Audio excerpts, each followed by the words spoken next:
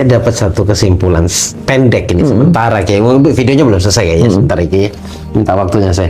Jadi Allah mengabulkan doa itu bukan karena sebab kita bisa, melainkan karena Allah sayang ke kita. Sekarang pertanyaannya, bagaimana caranya agar Allah sayang sama kita? Dijawablah di takwa itu. Di takwa itu. Dan kebetulan Allah punya rumah utuh yang tidak boleh diselingkuhi. Nggak boleh dong. Dan itu hati kita. Dan itu hanya Allah yang wajib dan layak untuk menempati. Berarti perbaiki hati. Ya, noto hati. Perbaiki hatimu, maka hubunganmu dengan Allah itu baik. Jika hubunganmu dengan Allah baik, apa yang nggak Allah berikan? Ini untuk kita. Kalau kegelisahanmu hanya tentang harta, iblis tertawa. Loh, masa nggak bisa? Toh ini memang disiapkan untuk makhluk yang bernama manusia. Fasilitas yang ada ini nggak mungkin Allah tahan. Makanya dalam hati itu selalu ada bantahan ketika nafsu berbicara, Pak. Nah, makanya jangan serahkan hidup kita hanya kepada nafsu. Serahkan hidup kita ini kepada hati. Hati selalu bisa, kamu bisa. Ketika nafsu mengatakan segitu saja kemampuanmu, hati selalu bicara, kamu bisa, terus ikhtiar. Itu bahasa hati yang sederhana kalau bab rezeki. Gini lah, kalau bicara soal yakin, kita ini tidak berada di posisi hakul yakin, tapi masih di ainul yakin. Ainul yakin. Kenapa disebut ainul yakin? Kita ini kan hanya bisa meyakini sesuatu itu kalau ada bukti empiriknya. Selalu diukur dengan akal dan selalu diakar dengan akal pikiran. Akalmu itu nggak ada. Akal itu hanya sebagai alat timbang dan tidak menentukan apapun. Karena akal cenderung tertipu. Mungkin dari situ pada akhirnya manusia banyak membatasi doanya, gitu. Nah, bicara soal doa, kenapa kita ini membatasi doa? Mau minta sedikit-sedikit, pilih aja, minta sedikit-sedikit atau sedikit-sedikit minta. Dua pilihan cukup sulit untuk Iya. Tapi saya tiba-tiba teringat Kiai pernah menyampaikan sebuah cerita yang sangat indah. Ini jawaban buat teman-teman yang suka membatasi doanya. Bukan karena cerita Nabi dengan kita yang bukan Nabi, bukan itu. Tapi konteksnya adalah doa. Siapapun itu punya kekuatan atas doanya. Nabiullah Sulaiman itu pernah minta kerajaan yang belum pernah ada sebelum dan bahkan sesudahnya. Sesudah itu kan. Dan dikabulkan oleh Allah. Dikabulkan oleh Dan Allah. itu doa yang paling ekstrim sedunia itu. Iya. Apakah manusia nggak boleh meminta? Saya kan cerita sama-sama. Iya. Katanya Allah kok. Nabi Sulaiman berkata kepada Allah, ya Allah, boleh aku minta? Ya minta aja, kata Allah.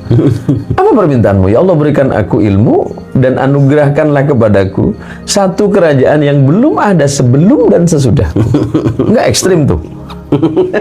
Tapi kata Allah, iya nggak apa-apa. Kecil bagi. Aku berikan, kata Allah. Dan itu kecil bagi Allah. Karena memang dunia ini bukan hanya dunia. Langit ini kalau mau ditembus ya tembus aja, kata Allah. Iya. Apa susahnya bagi Allah? Cuma kan Allah, jangan apa-apa kemudian, oh nggak bisa nih. Allah kan sudah menyiapkan perangkat lunak, hati, akal dan semuanya, agar kemudian itu bisa kita olah dengan sedemikian rupa.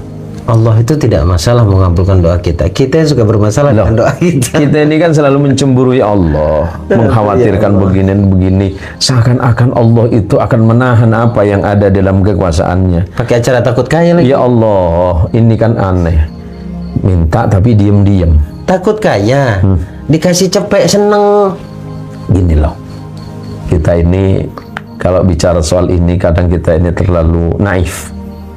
Di satu sisi pengen kaya, tapi sebelum kaya memandang remeh, memandang rendah kepada duniawi ini. Dan juga memandang remeh akan Allah biasa. Nah gini loh, dunia ini kan ciptaan Allah yang Allah siapkan untuk kita. Tapi jangan, ini kan hanya untuk fasilitas. Iya. Enggak lebih, hanya fasilitas. Toh pada akhirnya kita yang akan betul-betul menikmati kebahagiaan paripurna itu adalah ketika hati kita dekat kepada Allah. Iya. Yang namanya dekat itu kan kita jadi kekasih. Yang namanya kekasih apa saja dikasih. Minta kaya itu tapi jangan Enggak usah minta hati, juga ya? dikasih. Iya, nafasnya kita nggak pernah minta. Pernahkah kita meminta hidup? Enggak lah. Enggak. Allah menyiapkan itu. Dan sederhananya begini sahabat dan teman-teman, jangan pernah malu meminta dan mengungkapkan apapun itu kepada Allah. Bisa saja kita malu kepada sama makhluk, tapi kita kepada Allah nggak boleh malu, nggak boleh malu. Yang boleh malu kita adalah ketika bermaksiat kepada Allah. Nah, itu tuh giliran berbuat dosa tidak malu. Kita tidak malu berbuat maksiat, berbuat dosa tidak malu. Meminta yang baik malu. Loh, Yang manfaat untuk dirinya sendiri. inilah yang kemudian mental kita harus dibangun kembali. Hati patut untuk ditata. Perbaiki hati. Ketika hati kita sudah kita perbaiki, otomatis hubungan kita dengan Allah itu baik. Kalau hubungan kita dengan Allah itu sudah baik, tinggal bagaimana memperbaiki hubungan kita dengan sama makhluk. Minan nasnya hablum minan. Ya, belum minan nasnya. Hidup itu mudah. Yang sulit itu pikiran. Hidup ini mudah enggak? Sangat mudah. Difikirin selesai? Selesai. Enggak difikirin selesai? Selesai. Terus ngapain mikir? Sok mikir sebenarnya. So yes. Saya Iya, iya. Nah, ya obrolan ini walaupun ya semata-mata untuk menguatkan keyakinan kita karena kepada banyak Allah. yang minta, banyak yang request kapan diskusi sama Kiai Zain, kapan diskusi dengan gurunya gitu. Iya. Nah, saya berkesempatan datang ke tempat ini bukan karena saya punya rencana. Ya kan? Saya ini sahabat-sahabat dan teman-teman memang diundang untuk hadir di salah satu pesantren di Ketapang, Madura. Kemudian saya juga hadir atas undangan ya adiknya ini yang di Surabaya, Kemilau Dewi, ownernya Kemilau Dewi. Kemudian saya diminta ke sini. Ini buru-buru pulang dari Palopo hanya untuk menemui saya. Ya, karena seperti itulah. Kalau kita terburu-buru menemui Allah, maka Allah juga pasti akan terburu-buru menjumpai kita. Iya. Kiai, kita masih punya 15 menit. Ya, baik. Boleh jelaskan tentang betapa keramatnya dua manusia mulia, tiga sebenarnya, predikatnya dua. Orang tua dan guru ya. Iya. Dan serta manfaatnya dalam kehidupan manusia serta nanti di akhirat. Kalau Bismillahirrahmanirrahim. Alhamdulillah wa kafa wassalatu wassalamu ala sayyidil Mustafa. Jadi kalau bicara tentang orang tua, kita pasti lahir dari orang tua. Kita pasti makan dari hasil jerih payah orang tua. Maka kata Rasulullah sallallahu alaihi wasallam, ridallahu fi ridal walidain. Ridha Allah itu tergantung kepada ridha Allah. Ridha Allah tergantung kepada ridha orang tua. Kemudian sakhtullah fi sakhtil walidain, dan kemurkaan Allah juga tergantung kepada kemurkaan orang lain. Yang mau saya ini semuanya udah paham dengan hadis ini. Saking pahamnya diabaikan. Ya, maka yang mau saya tegaskan adalah Allah itu sering kita memanggil sebagai Rabbun. Rabbun itu adalah sang pengayom yang melindungi, yang memberikan segala sesuatunya untuk kita. Maka sifat Allah itu disebut Rabbaniyah, zat yang maha mengayomi dan melindungi seluruh makhluk. Dan sifat itu hanya diberikan kepada ibu dan bapak, bukan kepada yang lain. Nah, ini penjelasan yang sangat berbeda seperti pada umumnya. Allah menyebutnya dalam doa yang Allah Sifat yang mana Pak sebenarnya? Pengayom? Iya, Rabbun itu artinya pengayom. Ya Allah ya Rabbi, ya Allah wahai pengayom dan pelindungku. Kalau tidak diayomi Allah bisa seperti ini? Bisa nggak? Nggak bisa. Kalau nggak dilindungi Allah, kita bisa seperti ini? Nggak bisa. Nggak bisa. Dan yang diberikan sifat itu hanya ibu bapak. Dari mana? Karena Allah mengajarkan kalau engkau berdoa untuk ibu bapakmu, Rabbighfirli wali walidayya warhamhuma kama rabbayani saghira. Kata rabbayani ini, engkau sudah begitu luar biasa mengayomiku ya Allah. Engkau sudah begitu luar biasa memberikan aku kecukupan. Engkau sudah luar biasa melindungiku, maka berikanlah pengayoman dan perlindungan kepada kedua orang tuaku sebagaimana mereka pernah melindungi dan mengayomiku waktu kecil. Sifat Rabbaniyah itu hanya Allah berikan kepada ibu dan bapak. Dan itu pun akan datang ke dalam diri kita sebagai bapak ya. Lah iya. Saya tegaskan lagi. Sifat Rabbaniyahnya Allah itu tidak diberikan kepada makhluk yang lain. Malaikat nggak dapat. Nggak dapat. Hanya ibu dan bapak. Mulia katanya ya. Iya, maka kata Nabi SAW, ada seorang datang sebagaimana dari sahabat Abu Hurairah. Orang ini bertanya kepada Rasulullah, ya Rasulullah, man ahaqqun nas bi husni sahabati. Ya Rasulullah, manusia manakah di dunia ini yang pantas aku berbuat baik kepada dirinya? Rasulullah menjawab, ummuka. 3 kali, doa lagi, ummuka. Ulangi lagi, ummuka. summa abuka. Tetapi bukan berarti bapak yang disebut terakhir tadi itu posisinya tidak lebih baik dari ibu. Nah, Nggak bisa seperti itu, Mas Bray. Memahami itu harus utuh. kasihan bapak. Bapak itu di luaran sana mencari rezeki itu bukan hanya mencari rezeki, tetapi dia begitu mempertahankan kehormatannya untuk tidak mencari sesuatu yang haram. Hanya untuk siapa? Istri dan anak. Istri dan anak. Pernahkah seorang istri itu melihat suami yang di luar sana berangkat dari rumah pagi yang diawali dengan Bismillahirrahmanirrahim, kemudian mencari rezeki dengan sekuat tenaga, dengan ikhtiar yang bahkan lebih. Kadangkala dia sampai tidak memperdulikan itu membahayakan dirinya apa tidak. Yang penting satu, mencari sesuatu yang halal untuk istri dan anak. Saya tidak bisa membandingkan antara ibu, karena ibu juga perjuangannya tidak mudah. Kenapa ibu itu disebut 3 kali? Karena kita ini pernah berhutang nyawa. Seandainya seandainya ibu itu boleh memilih antara hidup dan mati di saat dia melahirkan, Dia memilih mati. dia memilih mati demi kehidupan sang anak. Dan juga sebagai bentuk refleksi rasa cinta Nabi kepada ibunya.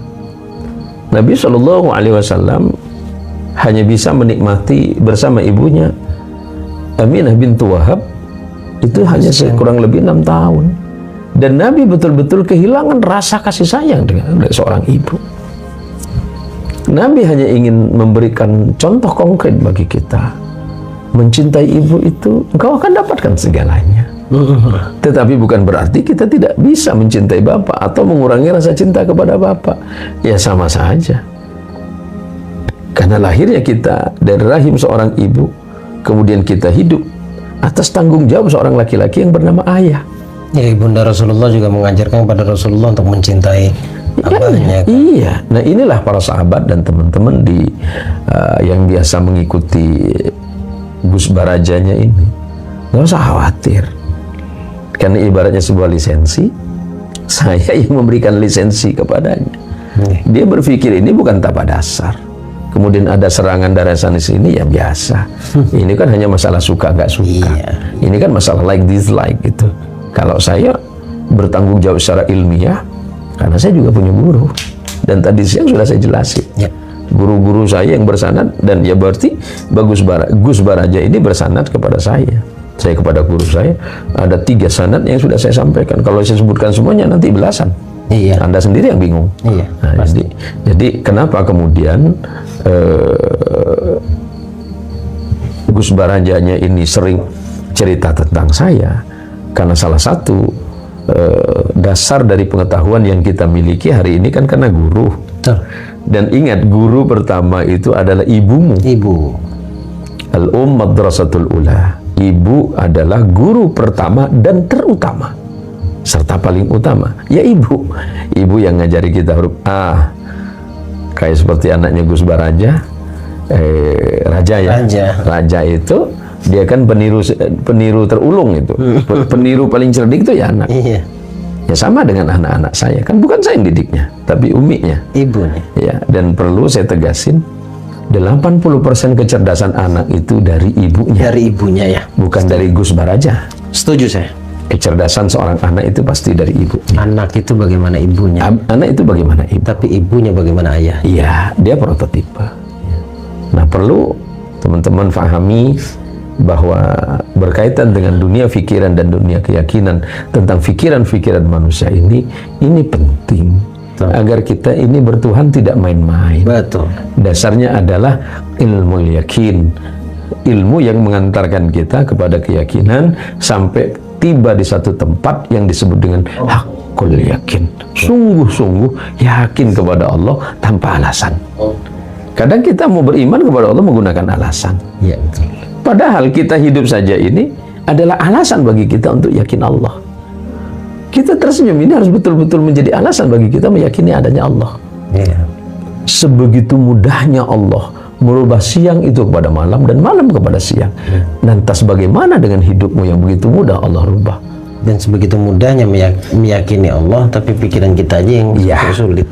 Nah, kita ini selalu mengukur apapun itu hanya dengan kacamata logika. Ya. Padahal belum tentu dia mampu berpikir. Iya, itu satu Kiai, orang tua. Gak apa-apa Kiai, nyambi Kiai. Adanya cuma jeruk Kiai. Barangkali ada yang mau ngasih gift nih. Oke, itu orang tua Kiai ya. Terus keramat satu lagi tentang guru. Yang kita sebagai santri ya, begitu luar biasanya kita bukan didoktrin, kita mendapatkan saya santai ya. Mendapatkan manfaat dari sami'na wa ata'na-nya kita ke kiai, ke guru. Guru spiritual, guru hati, guru yang mengajarkan tentang agama, guru yang mengajarkan tentang hidup. Nah, bagaimana cara kita menghormati guru dan di mana letak keramatnya seorang guru itu? Allahumma sholli ala sayyidina Muhammad wa ala ali sayyidina Muhammad. Kita ini semuanya pasti berguru, dan setiap guru nanti akan bersambung kepada Nabi Muhammad sallallahu alaihi wasallam. Rasulullah juga berguru kepada Jibril alaihi salatu wassalam. Maka kata Nabi sallallahu alaihi wasallam berkaitan tentang ilmu itu, may yuridillahu bihi khairan yufaqihu fiddin. Barang siapa yang Allah kehendaki seseorang itu jadi baik, Allah menghendaki seorang jadi baik. Contoh Gus Barajanya tentu punya sejarah dan cerita masa lalu. Setiap manusia itu berhak punya masa lalu. Ya, itu haknya. Iya, itu haknya. Dan karena kita tidak bisa melawan waktu. Iya, kalau nggak punya masa lalu mati namanya. Iya. Jadi begini, berkaitan tentang guru ini, Nabi Shallallahu Alaihi Wasallam pernah menyatakan, Ana madinatul ilmi wa ali yubabuha. Aku ini adalah kota ilmu. Dan Ali adalah pintunya. Pintu ilmu di antara para sahabat itu banyak sekali sahabat-sahabat yang pintar, banyak sahabat yang cerdas. Dan salah satu di antaranya ada Ali bin Abi Thalib yang merupakan sepupu Nabi, anak dari Abu Talib. Ali bin Abi Thalib adalah sosok anak muda yang menjadi sahabat Nabi karena sepupu Nabi sekaligus jadi menantu Nabi, dan memang kecerdasannya di atas rata-rata para sahabat. Cerdas banget dia, di atas rata-rata. Jadi maka kemudian oleh orang Syiah itu diklaim Ali itu di sisi Nabi sama dengan Harun di sisinya Musa. Wow. Saking cerdas, saking mengidolakan. Iya. Dan beliau pemuda ya. Iya, pemuda. Jadi kata sahabat Ali bin Abi Thalib, man 'allamani harfan kuntu lahu 'abdan. Barang siapa yang pernah mengajari aku satu huruf saja, aku mau dijual olehnya boleh. Mau dijual boleh, karena abdun mamluk, yang namanya budak itu bisa dijual oleh tuannya. Jadi kata Ali, aku ini adalah hamba bagi orang yang mengajari aku satu huruf saja. Saking Ali itu memuliakan ilmu dan orang yang mengajarkan ilmu. Itu satu huruf. Bahkan dalam satu syair sederhana itu bahwa syarat mencari ilmu itu ada 6. Dari 6 perkara itu, pertama cerdas. Kalau nggak cerdas kan nggak bisa. Cerdas itu ya bukan cerdas langsung pinter ya, punya akal sehat. Dzakaun wa hirsun, punya kemauan. Mau. Kalau nggak mau nggak bisa. Ya, wa bulghutun, ya punya modal. Duit. Ya pastilah. Iya hari ini ya. Sedekah ke gurunya gitu aja Ki. Wastibarun, dan punya kesabaran. Ya kalau orang belajar nggak sabar nggak bisa. Buru-buru. Ya saya mau cerita saja ini pribadi ya mungkin. Ini teman-teman nanya, Ustadz Zain itu belajarnya berapa tahun? Ya saya jawab, belajar itu sepanjang hayat. Tapi kalau ukuran waktu mungkin 27 tahun. Tadi saya yang nanya itu. Gimana caranya belajar bisa sepinter ini bagi kami loh ya. Iya. Kalau Kiai pasti tidak pernah merasa pinter. Bagi kami, saya hanya kok semua pertanyaan terjawab gitu. Cara belajarnya gimana? Saya hanya bertanya, hanya minta sama Allah agar saya tidak tertarik dengan itu. Dipuji jangan sampai merasa tinggi, ya dihina jangan merasa rendah. Saya. Iya, saya nggak bisa diintimidasi oleh pikiran. Yang tahu saya gitu ya. Kalau ukuran waktu, ya ukuran waktu saja. Saya mungkin menghabiskan waktu itu lebih dari 27 tahun ya. Ini kan hanya ukuran waktu. Dan saya pun bukan orang-orang alim, saya bukan orang pintar dan bukan orang cerdas. Yang niat ini segitu. Iya. Yang nggak niat. Ya sama aja dengan yang lain. Kayak saya maksudnya. Hanya saja Allah itu memberikan kesempatan untuk bicara di hadapan teman-teman. Nah, ya sabar, syaratnya sabar. Kalau Allah Subhanahu wa taala tidak memberikan saya kesabaran, ya saya tidak bertemu Anda malam ini untuk bicara. Iya. Nah, kemudian yang Ini berikutnya, Islam bagus lah ya. yang kelima itu Waktu yang panjang. wa irsyadu ustadi, petunjuk sang guru. Petunjuk sang guru itu penting. Kenapa Itu saja cukup, kayak nggak cukup ya. Ya nggak cukup, harus ada penuntun. Kalau keliru gimana? Kompas tuh suka ngeliruin kita juga kalau gurunya salah, bisa juga kan? Kalau gurunya tidak, sanatnya tidak jelas, ibarat seperti kompas. Ya buktinya saya mau ke mana waktu itu? Majalengka, disasarin ke hutan. Ya kayak kemarin saya sholat di sini pakai kompas, ngadep kemana? Ke timur. Nggak apa-apa, mau sholat lagi malu sama Allah gitu kan. Ini yang salah saya apa kompasnya nggak paham gitu kan. Asik nih kalau anak sama bapak udah ngobrol. Iya, ini kan anak saya itu 16 tahun nih loh. 16 tahun. Walaupun diawali dengan santri. Iya. Jadi ceritanya saya mau sholat, tanya Pak Had, barat mana Had? Mau mana Bah? Mau sholat. Ini nih Bang. Astagfirullahaladzim, saya udah sholat. Abang ngadep mana sana? Timur Bang. Nggak apa-apa, mau sholat lagi malu gitu kan. Jadi yang terakhir, yang nomor 6 itu adalah watuluz zamani, panjang masanya. Karena waktu yang panjang itu tentu akan lebih menguatkan hujjah dan dalil-dalil yang bisa dipertanggungjawabkan. Tentu kebijaksanaan di dalam berilmu juga semakin bertambah. Hari ini bisa saja orang baca kilat di medsos ya, hanya pegang gadget, kemudian buka lamannya, klik selesai.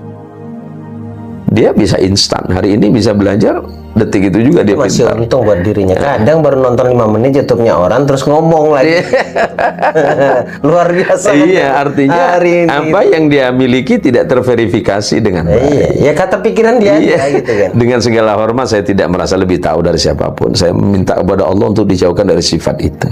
Iya. Tetapi tentu layak bagi kita untuk mempertanyakan, khawatir keliru saja. Itu kan khawatir keliru. Pasti keliru. Iya. Kalau bicara soal kehidupan kita hari ini kan adalah buah dari doa dan tangisan masa lalu. Ya kan, apa yang sampean rasakan hari ini itu kan buah dari doa dan tangisan di masa lalu. Dan saya bersyukur masa lalu saya dulu seperti itu. Iya, iya. Kalau dulu mungkin saya mengeluh, tapi setelah sampai di titik ini, ya Allah, malu. Setiap segala sesuatu ada maziyahnya. Apa itu? Karena kata Rasulullah itu, maziyah itu kelebihan yang tanpa kita sadar. Nabi pernah mengatakan, la tahqiranna minal ma'rufi syai'an walau an talqa akhaka biwajhin taliq. Diriwayatkan oleh sahabat Abu Hurairah dengan riwayatnya Imam Muslim. Jangan pernah menganggap sesuatu itu biasa-biasa saja. Siapa? Ketemu teman, "Hei, apa kabar?" Kita kan menganggap biasa tuh, hanya basa-basi kan. Orang Indonesia ini kan sumeh. Sumeh. Ya, kan orang Indonesia ini kan gampang akrab gitu. Bisa dibayangin nggak? Sumeh itu bahasa Inggrisnya many smile. Tuh many smile gitu. Jadi orang Indonesia ini jangankan kenal, ngelihat aja baru detik itu. Mana Pak? Apa kabar Pak? Baik. Ya namanya apa kabar itu kan pasti dia harus tahu siapa dia dan dari mana dia gitu kan. Ini kan nanya apa kabar kan. Kurang baik gimana orang Indonesia? Iya. Terus lama-lama senyum, lirik-lirik. Mau kemana Pak? Mau ke Jogja. Ke rumah siapa Pak? Dan kalau kita menggunakan pikiran yang aneh gitu. Kalau bahasa Inggrisnya apa kabar kan? How are you ya? Itu nggak ada. Orang nggak kenal itu di luar itu nggak ada. Orang nggak kenal. Yang ada who are you? Anda siapa? Kamu siapa gitu? Ya, kan ada yang kemarin sampean kejadian ya. Who are you gitu kan? Kamu siapa gitu? Maka kata Nabi, I don't know. Don't know Jadi sederhana sebenarnya. Ada hal yang kelihatannya remeh dan kita menganggap apalah. Iya. Tapi ternyata kata Nabi, walau antal akhaka biwajhin taliq. Kamu ketemu dengan sahabatmu, dengan temenmu, dengan orang lain, bawa senyum itu udah rahasia besar dari Allah. Iya. Tahu-taunya habis itu kan ngobrol saja di jalan gitu. Anak berapa, Pak? Ini orang so akrab atau memang kenal sih gitu tuh kan. Lama-lama kemudian nanya anak berapa, habis itu usaha apa. Baru pertama ketemu urusan pribadi udah ditanya. Habis urusan rumah selesai sama dia. Baru kenal itu. Antara memang dia ramah sama kurang ajar gitu. Iya. Ya, tapi itulah Indonesia. Kalau saya menyebutnya, mungkin ini terjemahan dari nilai-nilai kemanusiaan yang diajarkan oleh Nabi. Nabi Shallallahu Alaihi Wasallam itu kan mengajarkan bagaimana kemudian kita ini menghormati kemanusiaan dengan segala nilai-nilai yang ada di dalamnya. Tapi kalau menggunakan etika masyarakat sekitar kita, agak kurang ajar juga nih bocah gitu. Baru kenal udah nanya tanah gitu kan. Ukuran berapa rumah Bapak? Biasanya ngadep kemana sih? Saking akrabnya. Ada yang lebih lucu lagi. Kadang kita ini nggak kenal sama orang, modalnya cuma apa? Korek. Modalnya cuma korek, dimainin aja depan orang. Rupanya kode biar orang yang di sebelahnya ngasih rokok. Ini kan basa-basi yang nggak masuk akal.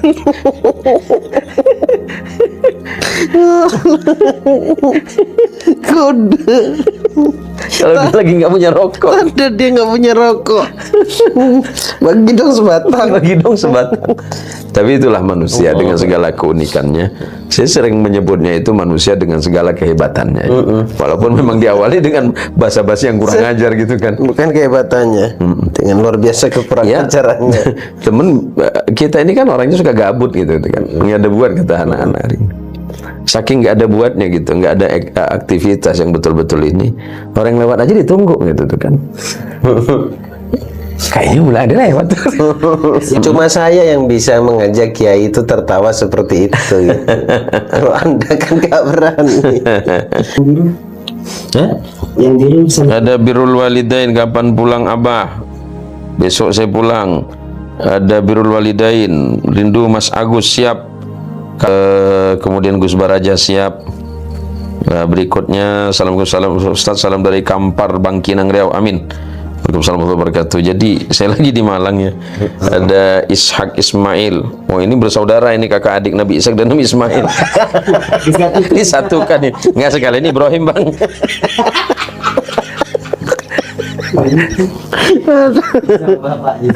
Sama bapak sekali nih. Agak lain bapak. Siapa tadi? Musa dan Ismail. Ishak dan Ismail. Ishak dan Ismail. Disatuin nama Bang nih. Ini kira-kira Abang. Aja kumpul. Ibrahim mana Ibrahim? Nggak sekalian Ibrahim, Bang. Tapi Abang ini keren nih, Bang Ismail ya. Bisa dipanggil Ishak, bisa panggil Ismail gitu. Pagi Ishak, sorenya nanti Ismail gitu. Ada kerjaan Ustadz yang dua ini gitu kan. Ya kan kerjaan saya cuma ngerjain sampean. Ada Ustadz yang luar biasa ini, Ustadz Miskari Ahmad. Siap Syekh. Pak Dokter. Oh, Masya Allah, Pak Dokter, apa kabarnya? Buka cabang. Malu aku Kiai. Tapi gini Pak Kiai, Pak Kiai Miskari, ini alumni Mesir loh. Alumni Mesir. Sama-sama LC. Iya, langsung ceramah. Langsung ceramah. Kiai Miskari ini rencananya mau buka cabang juga, bubar aja. Karena udah malu sama Alfamart. Alfamart itu buka cabang tiap bulan. Oh gitu. Dia sampai bertahun-tahun nggak pernah buka cabang gitu. Buka cabang apa maksudnya? Ada Koko Lim, salam dari Kota Sampang, Madura. Lain lagi maksudnya buka cabang? Iya kan buka cabang. Oh iya iya. Saya mau dipertegas, saya nggak paham guyonan kalian itu. Masih lugu anak baik ini. Assalamualaikum Ustaz, cara menghadapi masalah hidup gimana? Ini nih nonton. Ini Kita ketawa aja. Rizky Zen, cara menghadapi masalah hidup gimana? Hindari saja masalahnya. Jadi nggak ketemu abangku. Kalau masih masalah datang lagi, hadapi dia. Hadapi dia sampai selesai. Pilihannya dua, apakah abang yang menang atau masalahnya yang menang gitu. Itu kan hanya pertarungan saja. Kiai Miskari bantu saya jawab ya Pak Kiai Miskari. Kiai Miskari ini sebenarnya mau saya up itu jadi dai andalan Kalbar ini. Cuma syaratnya harus nikah lagi Kiai.